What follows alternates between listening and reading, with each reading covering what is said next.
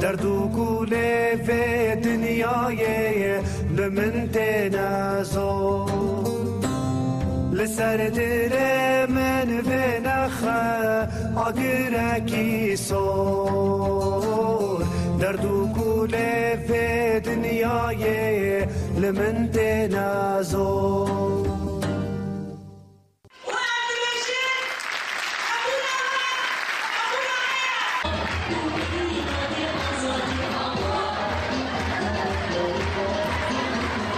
دوی روزا گرینگ دامزراندنا یکیتیا ستار حتی کنگره ستار یک پازده ماه یک 1050 دامزراندنا وینا تواهی جن جهان لتواهی جن گتکوشینا خطا آزادی دشوپینن لتواهی جن دلسوز آزادی ام پیروز دکن و بتایبت لتکوشر لهرم میدیا ایرو لبر خوددن لبرانبری قومتو ایوان بفیسی رادوی دنگی گلدبن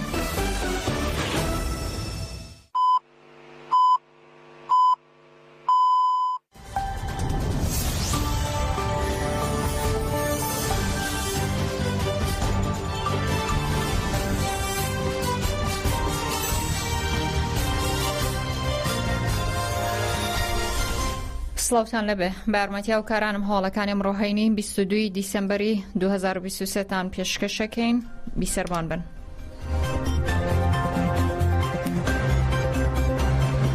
لە شەهبە بۆ پشتیوانیکردنی زیندانیانی مانگرت و لە خواردن لە دژی گۆشەگیری تند لەسەر ڕێبەر ئۆجەلان لە ناو زیندانەکانی تورکیا و باکووری کوردستان چادر هەڵدراوە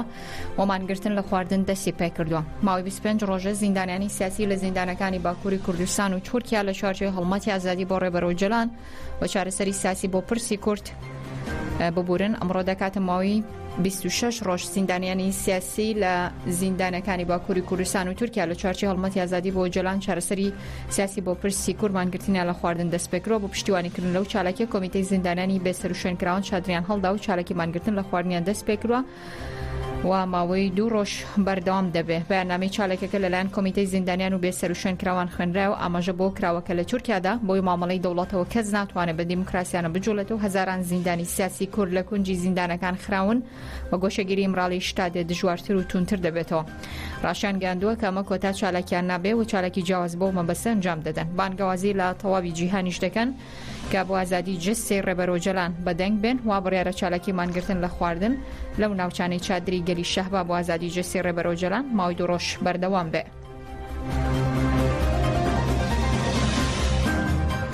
مانگرتنی زیندانیان بۆ ئازادی جەستەی ڕێبەر ئۆجەلانیش لە 26مین ڕۆژدا بەردەوامە و لە درێژەی کار و چالاکیەکان بۆ ئازادی جەستەی ڕێبەر ئۆجەلان مانگرتنی زیندانیانی سیاسی لە تورکیا و باکووری کوردستان لە 26مین ڕۆژدا بەردەوامە. زیندانانی سیاسی لە زیندانەکانی باکووری کوردستان و تورکیا لە چوارچێوەی هەڵمەتی ئازادی بۆ ڕێبەر ئۆجەلان چارەسەری سیاسی بۆ پرسی کورد مانگرتنیان لە خواردن دەست پێکرۆ چالاکیەکە لە 26مین ڕۆژدا بەردەوامە. مانگرتن لە خواردن لە 27 تشرینی دۆمەکو بەشێک لە هەڵمەتی ئازادی بۆ ڕێبەر ئۆجەلان چارەسەری سیاسی بۆ پرسی کورد دەست پێکرۆ و بڕیارە تاوەکو 15 شوباتی 2024 بەردەوام بێت.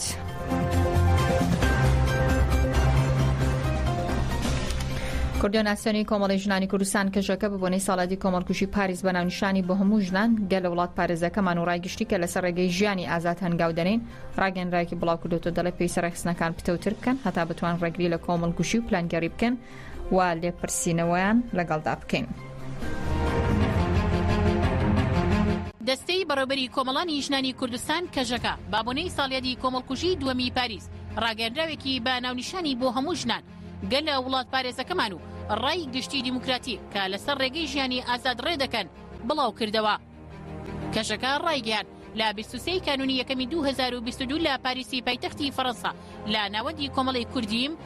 دووەم کۆمەڵکوژی پاریس ئەنجام درا و تێیدا پێشەنگانی بزوتنەوەی ژنانی ئازادی کورد ئەڤین گۆیی هونەرمەند میر پەروەر و وڵات پارێزی کورد عەبدوڕەحمان کزڵ شەهید بوون. لە کەسایەتی ئەو شەیدانەدا هەموو شەیدانی شۆڕش بەڕێز و پێزانینەوە یاد دەکەینەوە بەڵێنی خۆمان دووبارە دەکەینەوە ئامانجی ئەو شەیدە بە نرخانەمان دەهێنینە دی. کەژەکە ئاشکرای کردووە ئەوڕێ ئەڤینگۆیی لەناو نەریتێکی بەرخۆداندا لەدایک بوو گەورە بووە 32 ساڵ لە تەمەنی خۆی باشۆڕشی کوردستان و ژنان بەخشیوە ژنێک کە چوو بووە گۆڕەپانی پەروەردەی ڕێبەر ئاپۆ لە فەلسەفەی ئازادی و ڕاستی ڕێبەرایەتیدا بووە پسپۆڕ و پێشنگایەتی قۆناغی بە پارتیبوون و سوپابوونی ژنی کرد. لە ڕۆژاوای کوردستانیش لە دژی چەتەکانی داعش پێشکەوتوارەترین شەڕی ژیانی ئازاد و شکۆمەندانی بەڕێوەبرد لەناو شۆڕشدا شۆڕشی کرد. هاوڕێمان میر پەروەر لە دژی قڕکردنی کولتوری دوژمن لە ئەوروپا بەشداری چالاکیە کولتوریەکانی دەکرد و بەرگری لە زمان و هونەرەکەی کرد. هەروەها هاوڕێ عەبدوڕەحمان کزڵ بەردەوام بەشداری تێکۆشانی ئەوروپا بوو، بەها کەلتوریەکانی پاراستۆ بووە نوێنەری وڵاتپارێزی. لە ئەوروپا ڕازی نەبوو لە کوردستاندا ببڕێ، دڵی هەموو کات لای کوردستان بوو. کەژەکە ڕاشی گەیاندووە دەوڵەتی فاشستی تورک ئەم کۆمەڵکوژەی لە سەردەمێکدا ئەنجامدا کە دروشمی ژن ژیان ئازادی لە هەموو جیهاندا بەرز دەکرایەوە، چونکە بکوژی ژیانی ئازاد و ژنانە. بەم شێوەیە ڕێبەراپۆ ژنانی کورد و هەموو گەلەکەمان دەکاتە ئامانج. ئەم کۆمەڵکوژیە بە فەرمانی دیکتاتۆری فاشیست ئەردوغان لالایەن میت و هاکان فیدانەوە ئەنجام درا و لالایەن فاشیستێک بە ناوی ویلیامەوە ئەنجام درا. کەژەکە ڕەخنە لە دەسەڵاتدارانی فەڕەنسا و ئەوروپا دەگرێت و ئاشکرای دەکات. مێژوو نیشانی داوە فەڕەنسا و وڵاتانی ئەوروپا کە بانگشەی مافی مرۆڤ و دادپەروەری و یەکسانی دەکەن کاتێک باسی گەلی کورد و بەرژەوەندەکانیان دێتە پێش، یاساکانی خۆشیان لەبەرچاو ناگرێن. 10 ساڵ بەسەر کۆمەڵکوژەکەی نۆی ژانویەی 2013 تێپەڕیوە، دەوڵەتی فەڕەنسا هیچی نەکردووە، بەوەش بوونەتە هاوبەش و هاوکاری کۆمەڵکوژیەکانی پاریس. کەژەکە ڕای دەگەێنێ پێویستە گەلی کورد بە تایبەتی ژنان لە کوردستان و ئەوروپا ڕێخستنی و پاراستنی جەوهری خۆیان ڕێ بخەن و کار بۆ بنیادنانی پارادایمێکی ئازادی دیموکراتی، ئیکۆلۆژی و ئازادی ژنان بکەن تا ئەو کاتەی لێ پێچینەوە لە ئەنجامدرانی کۆمەڵکوژی 23 کانونی یەکەم لە پاریس دەکرێت. پێویستە هەمووان لەسەر پێ بن و گوڕ بە تێکۆشان بدەن.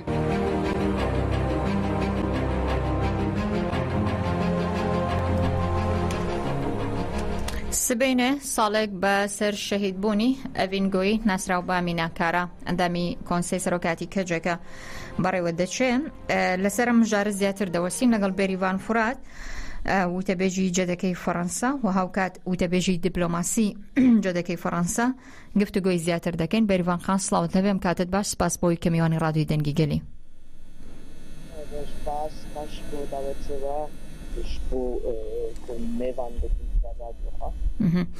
سپاس دەکەین. چەند ڕۆژ پێش ئێستا جۆدەکەی فەڕەنسا کۆنفرانسێکی ڕۆژنامەڤانیان کرد بۆەوەی کە ئامادەکاری مەراسیمەکە ڕابگەێنن کە بڕیارە سبێنێ مەراسیمێک و مەشێکی درێژ بەڕێوە دەچێم لە فەڕەنسام لە زۆربەی وڵاتانی دیکەی ئەوروپا دەمێ باسێکی ئەو بەرنامانەمان بۆ بکەی کە سبێنێ لە ساڵیادی ئەڤینگۆیی بەڕێوە دەچێت. بەێ وەکی وەگوت یانێ ساڵێک سەردی کۆمکوژیا دەرباس بوو و ئەڤینگۆیی میر پەروەر و عەبدوڕەحمان کزڵ قەتیلکردن. فقط وە بخواژی یانێ من گۆدار کرد ناو چەند دەقەبەرێ و باسە کۆمکوژیا پاریسێ نەها چلێ 2013 جی کرد و چاغێ تاکینە جانسس ویدان دۆغان و لەیلا شایلەمەد هاتە قەتیل کردن و 10 ساڵ سەروی کۆمکوژیا دەرباس بووی بوو. یانێ ئەف کۆمکوژی ڕوونی نەبوو، فقط یانێ دنیا عالەم دزانەی کو پشتی کۆمکوژیەدا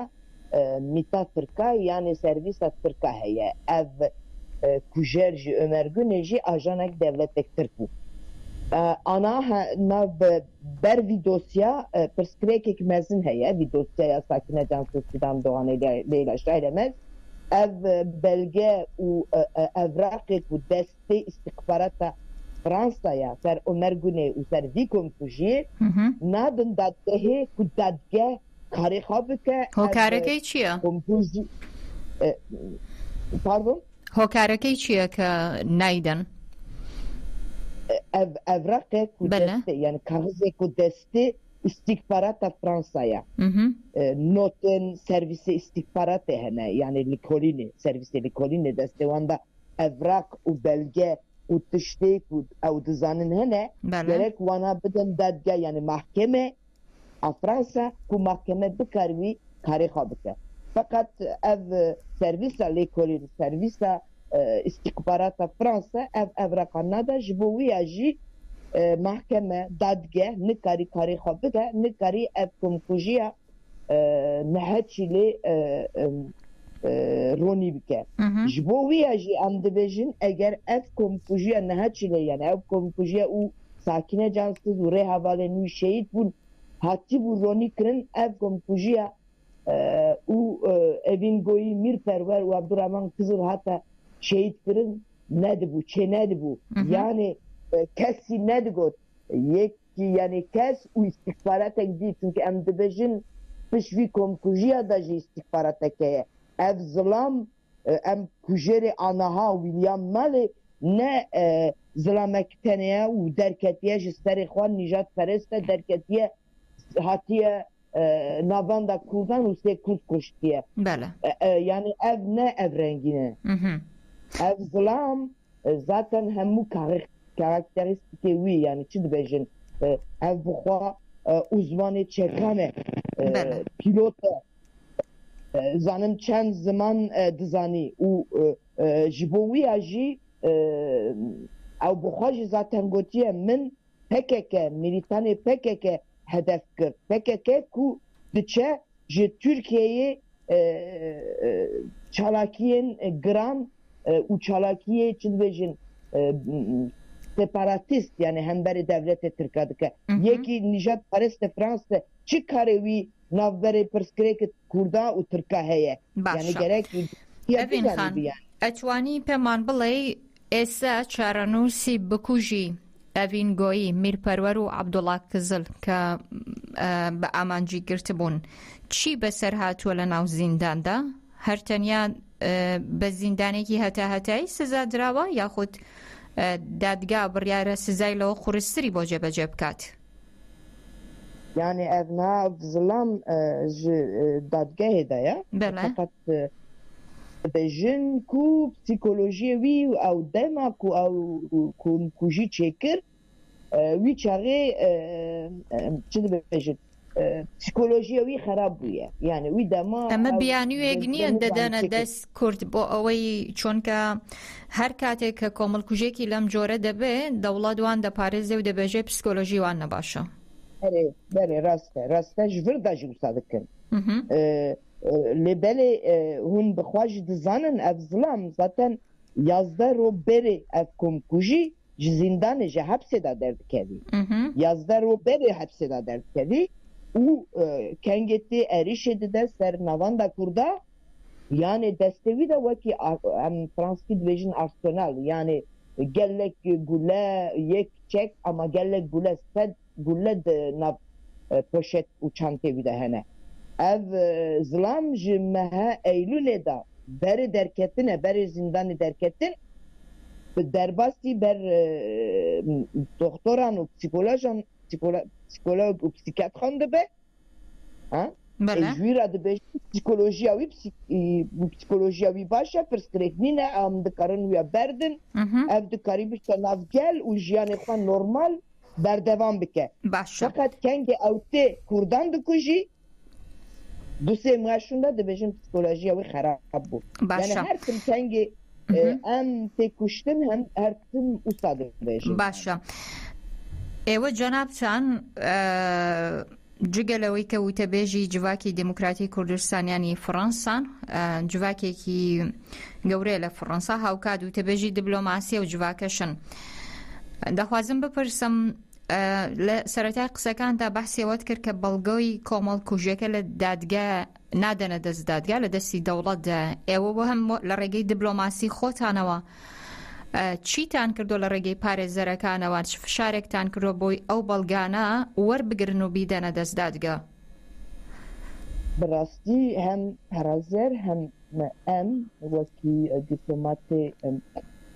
yani karî derva dimeşînin yani bi rastî em ev vî kelîme ev vî peyvê bêjim em şer dikin ku ew belge bidin dadgehê bidin mahkemê ji bo ku ev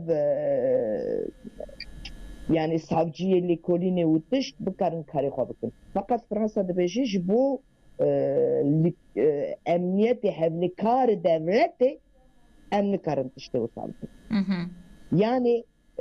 ev ji tevî mehane ku ya devleta Fransa destevî de gelek bilgî belge ser Türkiye ser kujer ser mîtê heye naxwazî bideme dixwazî rojekî ihtiyacê wî hebî hemberê devletê Tirka hemberê istîkbarata Tirka bide şixulandinê û yani çavê xwe ber vî komkujiyê hatiye girtin naxwazî ev kêmasiya wî derkevî holê ev tevî maneyê çünkü hem parazer hem em rastî rast dibêjin em şer dikin ku evraq biçin ber dadgehê ama dibêjin ji bo hevlîkarê devletê me ji bo hevlîkariya istîkbaratê me em nikarin ev evraqê bidin nadin yani ev tevî mane ki ev nedin jî yani ji bo wî ya pir mühim e ku gelê me vî 23 kanûnê û pişta jî destpêkê me çilê ji çi dibêjin ji milyonan tevlî vî çalakiya bibin ku em ser devletê Fransa û ser devletên Avrupa çünkü ev ne tenê polîtikaya siyasetê Fransa ye eger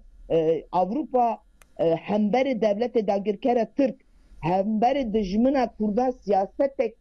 ji bo gelê Kurd amade kirî bû tiştê wisa ji Avrupa çê nebûn ji Fransa tamam du caran me kuştin ama ji devletê dî ji Belçika xwastin komkujiyek çêkin ji Almanya tiştê wisa derket ji İsviçre nizanim her derê gelê Kurd hemberê gelê Kurd yani siyasetê qirêj didin meşandin em niha jî bangewaziyekî dikin yani em kengê diçin televizyonan kengê diçin bernama kengê em rojnavan ra dipeyvin em dibêjin aniha demek ku ev dem hatiye derbas bûye gerek devletê Avrupa siyasetek ji bo gelê Kurd danîn pêşiya xwe û ew siyasetê bidin meşandin gelê Kurd yani gelê Kurd 5 milyon e em ne de kesin biz kesin 5 milyon gel hûn nikarin bêjin em ji bo berjevandiyê xwe em we kengê em dixwazin desturê bidin we bikujin jî desturê bidin we birevin jî desturê bidin em we kriminalîze jî bikin tiştê wisa em kabul nakin û ji bo wî jî em karêmeyê dîplomasiyê rîza de ev e yani Avrupa gerek siyasetekî ji bo nîzîkbûna gelê Kurd derxinî û PKK û rêxistina gelê Kurd dekriminalîze bike karêma jî ev e yani Bêrîvan Xan li qisەکان تا ئێستا دوو جار باست لەوە کرد کە دەوڵاتی ئەوروپا پێویستە سیاسەتێک بۆ کورد بمەشێنێ چونکە ئێمە ناتوانین بە پێی پەیڕە و پرۆگرامی دەوڵەت کاتێک کەی دەستور بدا بمان کوژن وامان لێ بکەن بیرمە ئەو کاتەی کە لە دوای شەیدبوونی هەوا ساکینە جانسز ڕێبەرەوە جۆلان چەند شتێک بڵاوبوو بۆ لەسەری کە باسی لەوە کردبوو هەرگیز مەچۆ بۆ شوێنێکە بەرگری لە خۆت ئامادە نەکردبێ بۆچی لە دوای شەیدبوونی هەواڵ ساکینە جانسز و هاوڕێیانی کورد تەکبیری خۆی نەکرد لەم نێوەندەدا بۆ ئەوەی کۆمەڵکوژێکی دیکەی پاریس دروست نەبێتەوە بەڕاستی وەکەوەی کە ڕێبەر ئاپۆ دەڵێت کورد خۆی ئامادە نەکردبوو براستی مخوا yani naha em tiştek wisa bêjin eger devletê Fransa çavê xwe ser istîkbarata dî yê ku ser axa wî tiştê qireş çê dikin eger çavê xwe berwan digirî em çi xest hevlêkariyê xwe bigirin jî em çi xest yani ji aliyê siyaset jî xwe amade bikin disa jî êrîş disa jî komkujiya usta maalesef mümküne çêbe em çünkü em yani em nikarin hem em birastiyê zviya bêjim em jî Avrupa çi dikin em dibêjin pirsgirêkekî gelê Kurd heye 5 milyona ve axa wan devgir kiriye gelê Kurd wekî apatrid yani wekî bêwelat ku em dizanin gelê me axa me wê derê ye welatê me wê derê ye yani ne statüye me heye ne ji aliye di yani em çi dikin lejitim defans bejin xaparastin yani em erişe nadın serkesi kenge eriş sermette em xad parezin ev ji deklarasyona mafe mirovan da dibêjî xwe parastin yani tiştekî normal e legal e yasal e ama kengî ev ji bo Kurdan e tê nera dibêjin krîmînelin nizarim çi ne ji bo wî ya gerek em niha carek dî bêjin û nikarin ji bo berjêvandiyê xwe siyasî a qirêj me yani hemberê wan me bifroşin çünkü me difroşin rastî ev e yani ji bo çend tekîldariya yani çend kar ji bo devletê Tirkiye qirêj hemû bi xwe jî dizênin ku devletê Tirk qirêj e antîdemokratîk e û hemberê jina dijmin e bi xwe jî Avrupa jî dibêjî em mafdarê mafê jinan e nizarim em demokratin em sosyalistin em van e ama ji dîktatora kar dikin û hemberê gelekî wekî gelê Kurd ku ji bo yani yekîtiya gel ji bo mafê jinan ji bo ekolojiyê ji bo hevwekiyê kar dike me jî dibêjin hûn krîmînelin لەگەڵ ما بمێنەرەوە بێریڤانخان باشە لەگەڵم بمێنەرەوە پێم خۆشم زانیاریانە بەیەکەوە بەشکەین بەر لەوەی کە من دوایین پرست لێ بکەم دەمەوێت لەبارەی هەواڵ ئەڤین گۆیەوە چەند زانیاریەک بدەینەوە بە بیسەرانی ڕادیۆی دەنگی گەل و بەیەکەوە بەشیکەین 23 مانگی 12 2022 ساڵێک تێ ببورن سبەینە ساڵێک تێپەڕێ بەسەر شەیدبوونی ئەڤین گۆی ناسراو بە ئامینەکارە هەندامی کۆنسەی سەرۆکایەتی کەجەکە کە لەگەڵ میرپەروەر و عەبدوڵڵا کزل ئەندامی ناوەندی هونەری ئەحمەد کە شەهید بوو لە پاریسدا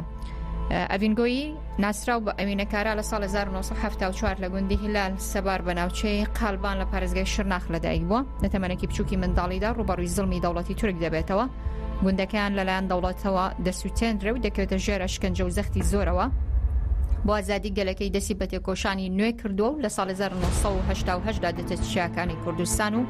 ئەو ئازادی کۆمەڵگەی کوردی لە ئازادی ژندا بینێتەوە بۆ شتێکۆشانێکی بێوەسانی کردووە ئەڤین لە شەڕی دژی داعش لە ڕۆژاوای کوردستان بریندار بووە بۆ چارەسەری برینەکەی چۆ فەڕەنسا لە هەمان کادا ئەندامی کۆنسەی بەڕێوەبەری کەجەکە بووە بە کللتوری بۆتان گەورە بووە ژنێکی خاڵن تێگەشتنێکی وڵات پارێزی ئازاد و پێشەن بوو ساڵانێک لە سووریا لەگەڵ ڕێبەر ئۆجەلان نزیک بووە لەوە بۆ ماوەیەکی زۆر پەروەردەی ڕێبەر ئاپۆی بینی هەموو ژیانی خۆی فیدای تێکۆشانی ئازادی کردووە و لە ریزی ژنانی تێکۆشەری وەکو ساکینە جانسس و ڕۆژبین و ڕۆناهی کاری کردو و لە کاتی شەیدبوونی ئەو سێ ژنە چالاکوانەدا سەرپەرشتیاری ناڕەزایەتیەکانی شەرمەزارکردنی کۆمەڵکوژی پاریس دەبێت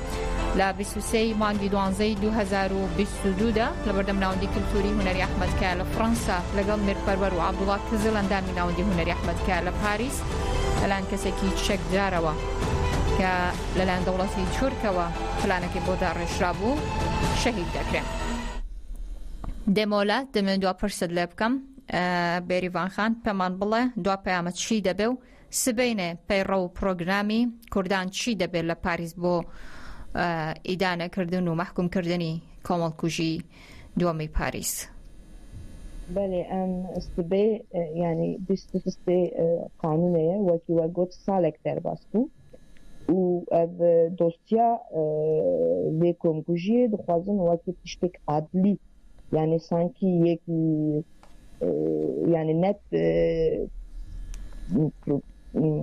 êrişek siyasiye û êrişek terore dixwazin bêjin yani tenê yek nîjaperest hatiye kuştin ji bo wî em ê berê serî da derkevin vîya şermezar bikin em bêjin gerek ev savciyê anti terör vî dosya bigirî destê xwe û aliyedî jî em banî hemû gelê xwe dikin gelê me û 4 parçe û 5 parçe bêjin yek û ji diaspora me yê Avrupa ji kîjan bajarê çalakî çêdibin gerek ev tevlî bibin û dengê xwe em bilind derxinin em bêjin hûn nikarin ji bo berjêvandiyê xwe me qurban bikin û ji bo xwedî derketine ev sê hevalê xwe jî em ji Parîsê saat 11 yani sibê 23 qanûnê saat 11 ام 5 متر او جی کو ساکنه جانس سویدان دوان لیلا شایله مزحت قاتیترن ام دسبک مشه بکن هيا جی کو evingoi mirperver u Abdurrahman Kızıl hatta قاتیترن yani navanda Ahmet Kaya emi bimeşin sıbe bistusi kanune saat yazda em gardinor hevdi civin az bani hemmu welat Parizê xwe hemû gelê xwe hemû Kurdan ku xwedî vicdanın dibêjin werin em bi hev re dengê xwe û dilê xwe bilind dengê xwe hemberî dijminê xwe derxînin. بێریڤان فورات وتەبێژی جەدەکەی فەڕەنسا و هاوکات وتەبێژی دیبلۆماسی جەدەکەی فەڕەنسا دنیایەک سپاس کە ئەمڕۆ لەگەڵمان بووی ڕۆژێکی خۆشتان هەبێت. دەم باش وەرە سپاس.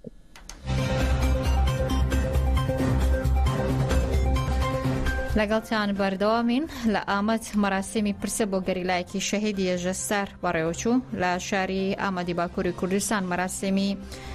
پرسە بۆ گەریلایەکی شەهیدی ڕیزەکانی ێژەستار دانرا و لەلایەن خەڵک و ڕێکخرا و لایەنە سیاسەکانەوە باشدارێکی بەرچاو لە مەراسیمەکەدا کرا. ڕۆژی هەشتی کانونی یەکەم گەریلای ێژەستار بە ناوی ژیان وڵات لە ئێرشێکی دەوڵەتی چۆرێک بۆ سەرەرەمەکانی پاراستنی مەدیا شەهید بوو. دوێنێش بنەماڵی شەی ژیان مەراسیمی پرسیان لە ناوچەی ڕەزانی ئامەد بۆ دانا و ژمارەی زۆر خەڵک بەشداریان کرد بە پێشێنگایەتی مەبیادێر زۆربەی لایەنە سیاسی و ڕێکخراوەکانی کۆمەڵگی مەدەنی سەردانی مەراسیمی پرسەی شەی ژیان وڵاتیان کرد و سەرخۆشیان لە گەلی کورد و بنەماڵەکەی کرد. پلاتفۆرمی ڕەنج و دیموکراسی ئەلەح بەرامبەر بە هێرشەکانی سەرانی فاشستی تورک دژی شێخ سەعیدی پیران و سمبولە کوردەکان گەربوونەوە بۆ شەرمەزاریان کردن و ڕایانگەاندووە کە هێرش لە دژی بەهاکان قبوڵ ناکەین و لە گەربوونەوەکەدا ڕەمەزان بلمەس بەرپرسی لقی ئەیتیم سەنی ئەلەح باسی لەوە کردووە کە شێخ سەعید و هەواڵانی تێکۆشانیان بۆ مافەکان کردووە بۆیە سوکاتیان بە بەهاکانی گەلی کورد قبوڵ ناکەن. بلمەس باسی لەوەش کردووە بەهۆی ئەوەی تابلۆیەک بە ناوی ئەوە دانراوە هێرشی ڕەگەزپەرستی لە دژی شێخ سەعید و هەواڵانی دەستی پێکردووە و ئەم هێرش و لێدوانە درۆیانە قبوڵ ناکەن و باسی لەوە کردووە بۆی سیاسەتی لە ناوبردن و نوقۆڵی و چەوساندنەوەی کێشە بنەڕەتیەکانی تورکیا چارەسەر ناکرێت دووبارە پرۆسەی ئەزمون دەکەن کە سیاسەتی تونند و تیژی و شەڕ لە هەموو بوارەکانی ژیاندا بڵاو بۆتەوە و باسییان لەوەش کردووە خاوەنداری لە باکانی گەلی کوردەکەن کە تێکۆشان بۆ ئاشتی یەکسانی و دادپەروەری ئازادی و دیموکراسی چارەسەرکردنی کێشەی کورد کردووە لەو جوگرافیایەدا و هێرش و ڕەگەزپەرستانەی کە دژی شێخ سەعید و هەواڵانی دەکرێت جێگەی قبوڵ نییە.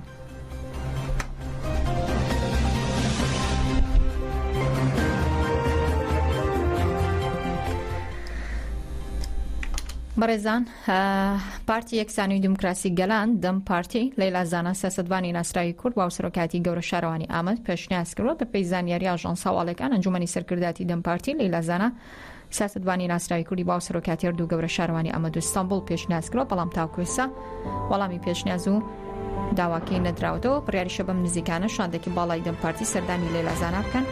و بە فەرمی داوای لێ دەکەن بەربژێربوونی لەسەر لیستی دەم پارتی قبولکە بۆ سەرۆکاتی یەکێک لە گەورە شارەوانەکانی ئامەد یاخود ئیستانبول پێش کۆتای هاتنی وادەی دیاریکراو کە 25 ئەم مانگەیە.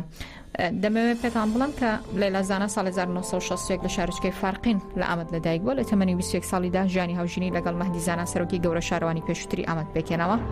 لە کوتەدا سەربازەکەی 12 لولی ساڵی 1980دا مەهدی زانا بۆ ماوەی 2 ساڵ زیندانی کراوە. ساڵی 1970 یەکێک بوو لە دامەزرێنەرانی کۆمەڵی مافەکانی مرۆڤ کە ناوەندەکەی لە ئامەدە 88 ڕۆژنامەیەنی ئولکوری دامەزراند و خۆی سەرنووسەری بوو 91 لەسەر لیستی پارتی سۆسیال دیموکراسی گەلان لە بازنەی ئامەد بۆ پەرلەمانتار لە ڕێوڕسمی سوێن خواردنی بەوەی بەستنی ملپێکی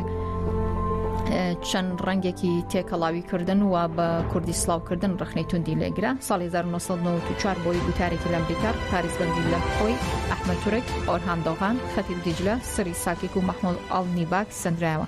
هەمان ساڵ بە تۆمەتیان دامەتی و بانگەشەکردن بۆ پەکەکە سزای 500 ساڵ زیندانیکردنی بەسەردا سەپێنرا. ئامەکانی لەیلا زانا لە ناو زینداندا کراونەتە کتێب بۆی گوشارەکانی دادگای باڵای مافەکانی مرۆڤ یەکێتی ئەوروپا. ڕۆژی هێشتی حوزێرانی 2004 دوای 2 ساڵ زیندانیکردن ئازاد کرا. 3 خولەکی دیکە لە بازنەی ئاگری بۆ پەرلەمانتار و دوایین جاریش بەهۆی ئەوەی وەکو داخی نووسرا و سوێندی یاسایی نەخواردووە لە پەرلەمانتاری لادرا و ئێستا هیچ پۆستێکی حکومی و حزبی نییە. ڕۆژی 19 مانگ ئایشە گولدۆغان گوتەبێژی دەم پارتی شڕایگەیان کە ئەنجومەنی سەرکردایەتی دەم پارتی بەڕێری داوە لە شارە گەورەکانی تورکیا وەکو ئیستانبول، ئادانا، ئەنتالیا، مەرسین، ئایدن، کۆنیا، کۆجائیلی، ئیزمیر، مانیسا، چانکالا و تێکرداخ بربژێری خۆی هەبێ. بۆ مەبەستە ماوەی پێشکەشکردنی بربژێر بوون بۆ 25 جومان درێژکردەوە کە دوای وادە دەبێت بۆ ئەوەی دەرفەت بە ئەنجومەنی سەرکردایەتی بدرێت هەڵسەنگاندن پۆلیسی بربژێرەکان کە تا لە وادەی دیاریکراودا پێشکەشی دەستێ باڵای هەڵبژاردنەکانی تورکیا بکە. لە تورکیا و باکووری کوردستاندا 30 گەورە شارەوانی 50 شارەوانی شارەکان و زیاتر لە 1000 شارەوانی شارۆچکەکان هەن، 20745 ئەندامی ئەنجومەنی شارەوانیەکان و 1272 ئەنجومەنی گشتی شارەکان هەن، هەروە 50229 مختار هەڵدەبژێرێت. هەڵبژاردننی شارەوانەکانی ساڵی 2019دا ئاکپارتی 15 گەورە شارەوانی، جەهەپە 11 گەورە شارەوانی و هەدەپە 3 گەورە شارەوانی و مەهەپە 1 گەورە شارەوانی بەدەستێناوە. هەدەپە لە باکووری کوردستاندا 3 گەورە شارەوانی، 5 شارەوانی شار، 40 شارەوانی شارۆچکەی بەدەستێناوە، بەڵام تا ئێستا تەنیا 5 شارەوانی لە دەست ماوەتەوە، ئەوانی دیکە قەیومیان بۆ دانراوە.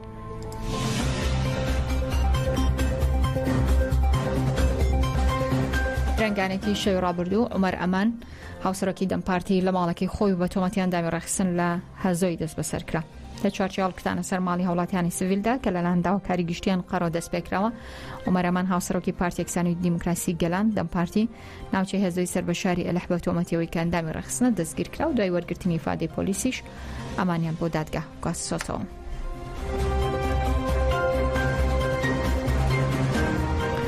دوایەوەی کە ڕۆژانی 16 و 18 مانگ هەڵبژاردننی گشتی بۆ ئەنجومەنی پارێزگاکانی عێراق بەڕێوەچوو بە گوێرەی ئەنجامە برایەکانی هەڵبژاردن ئێستا کورد بە دوولیستی دژ بە یەک و ناکۆک لە کەرکووک خاوەنی حەو کورسین کاریەکان لە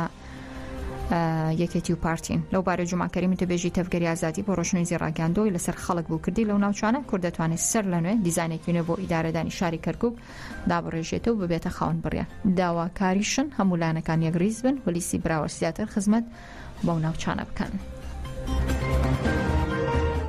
لێرەوە ئێمە داوا لە ئەو پارت و لایەنانە دەکەین کەوا سەرکەوتن بۆ لەم هەڵبژاردنە پیان دەڵین کەوتنەتە بەرامبەر بەرپرسیارەتیەکی مێژووی ئەخلاقی ئیداری سیاسی بەرامبەر نەتەوەکەیان لە شاری کەرکووک بە تایبەت و ناوچەکانی تری ناوچە دابڕێنەوەکانی تر ئەوەی لەسەر خەڵک بوو بۆ لایەنە سیاسیەکان کردی و دەنگێکی باشیاندا لە شارەکانی کوردهەچەنی لەگۆڕ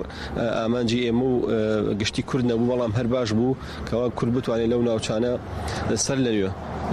دیزاینێکی نوێ بۆ ئیدارەدانی شاری کەرکووک و شارەکانی تریش بکات و ببێتە خاوەن بڕیار لەو شارانە چونکە لە دوای 16 ئۆکتۆبەرەوە بەتایبەت شاری کەرکووک و ناوچەکانی تریش کەوتووە ژێر هەژمونی لایەنێکی سیاسی یان لایەنێکی تر و وەکو بە سروشتی خۆی ئیدارەدانی ئەو شوێنانە ناکرا و کێشەی زۆر دروست بوو بۆ هاوڵاتیان لەو شارانە بۆیە دوای ئەم هەڵبژاردنە هیوادارین ئەو کێشە و گرفتانە چارەسەر بکەن. هەر لە کەرکووک دەمێنینەوە حسێن عەزیز کادری ڕاگەاندنی مەڵبەندی گەرمیانێکێتیش پاژانسی ڕۆشنویسی گوتووە کە هەڵبژاردننی پارێزگاکان بۆ گەلی کورد گرنگ بوو بە هۆی ئەو دەسەڵاتە خراپی دژی گەلی کورد پیادەکرا لە چەند ساڵی ڕابردوودا لە کەرکووک و ناوچەکانی دیکە هاوشێ و ڕژەمی پێش و باس بوو تا ڕادێ کەرەوەش هۆکاری بەرزبوونەوەی دەنگێکی بەشێک لە حەزبە کوردستانەکان بوو. ئەو دەڵێ پشتیوانەکانی تەفگەری ئازادی لە لیستێکێتی شێوەی گرنگ بوو گرنگێکە شێوەیە کە لە کاتی مەترسیدا سەرڕای جیاوازەکان حەزبەکانی باشوور پشتگیریەک بکەن. هەڵبژاردننی ئەنجومەنی پارێزگاکانی عێراق گرنگێکی زۆری هەیە وەکو دەسەڵاتێکی تەنفیزی لە هەموو پارێزگاکانی عێراق بەڵام بەنسبەت گەلی کوردەوە لە ناوچە جێناکۆکان و سنووری مادەی 140 گرنگی زیاتری هەیە بەهۆی ئەو دەسەڵاتی کە لە ماوەی لە دوای ساڵی 2016ەوە پارێزگاری کەرکووک لە ناو کەرکووک و لە ناوچەکانی دەوروبەری پیادیانەکرد لە دژی گەلی کورد و بەشێکی زۆری نەتەوەکانی نەتەوە جیاجەکانی تریش لەو منتیخەوار وها لەو ماوەی خراپ بەکارهێنانی دەسەڵاتیان کە تا ڕادێک نزیک و هاوشێوە لە دەسەڵاتی پێشووی ڕژێمی بەعس کە لە دژی دانیشتوانی ڕەسەنی منتیخەکە و لادێ و کوردنشینەکانی پیادیان کردبوو لەم ماوەدا ناڕەزایەتێکی زۆر دروست بوو هەر ئەمەش بووە هۆی بەشێک بەرزبوونەوەی دەنگی بەشێک لە حەزبە کوردستانەکان لەوێ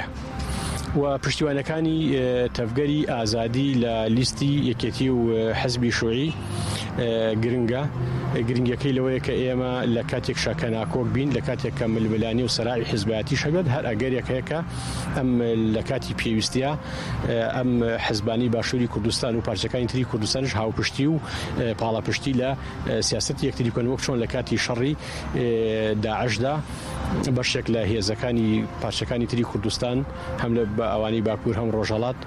پشتیوانیان لە هێزی پێشمەرگە کرد لە یەک سەنگەرا شەهید بوون خوێنیان ڕژا ئەوە دەکرێت لە کاتی ئازادی و دیموکراسی و لە سەردەم و خۆناغی جیاوازیشە پشتیوانی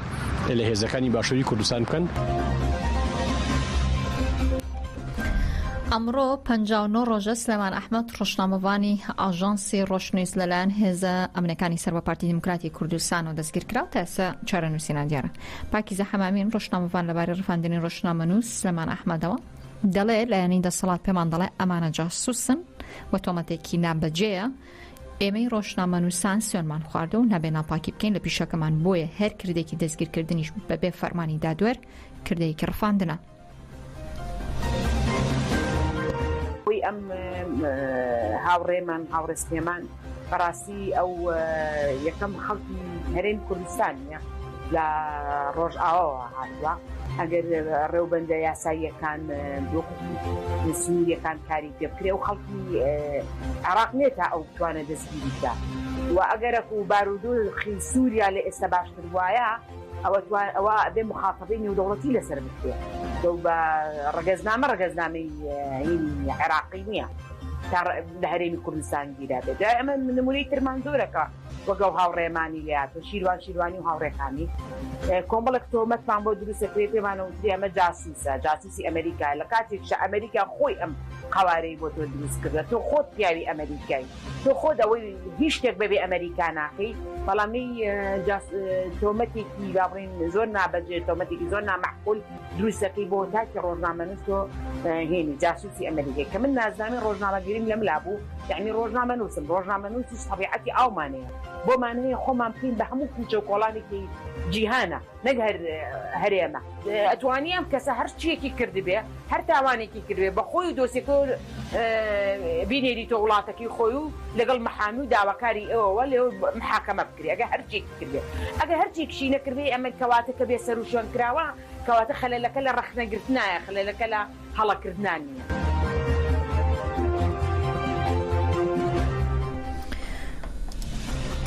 سەد و هەفتە و سێ خێزانی عێراقی لە کەمپی هۆڵەوە گەڕاندرانەوە عێراق بە مانگی لە نێوان خۆبەڕێوەبەری باکوور و ڕۆژهەڵاتی سووریا حکوومەتی عێراق 173 خێزانی عێراقی کەمپی هۆڵ کانتۆنی جززیرەوە لە ڕۆژاوی کوردستان دەرکران و گەڕێناوە بە عێراق لە چوارچێ هەوڵە هاوێشەکانی ناو خۆبەڕێوەبەری باکوور و ڕۆژهەڵاتی سووریا لە ڕۆژاوی کوردستان و لیژنێمنی کۆچ و کۆچبەرانی عێراق ژمارەی خێزانی تران لە کەمپی هۆڵی سەر بە کانتۆنی جززیرە دەرکرد و گەڕێنرانەوە بە عێراق ئەو خێزانانەی لە کەمپی هۆڵ دەرکران لە ژێر چاودێری ئەمنیدا بە پاسی گەورە گەڕێنراونەتەوە بۆ ناو کەمپی ناوخاکی عێراق کە ژمارەیان 659 کەسە و 173 خێزانن و ژن و منداڵ و پیان تێدا هەمان هەڵگری ڕەگەزنامەی عێراقین خێزانەکان لە کەمپی هۆڵۆ گەسراونەوە بۆ کەمپی جەددە لە پارێزگای مۆسڵ لە عێراق.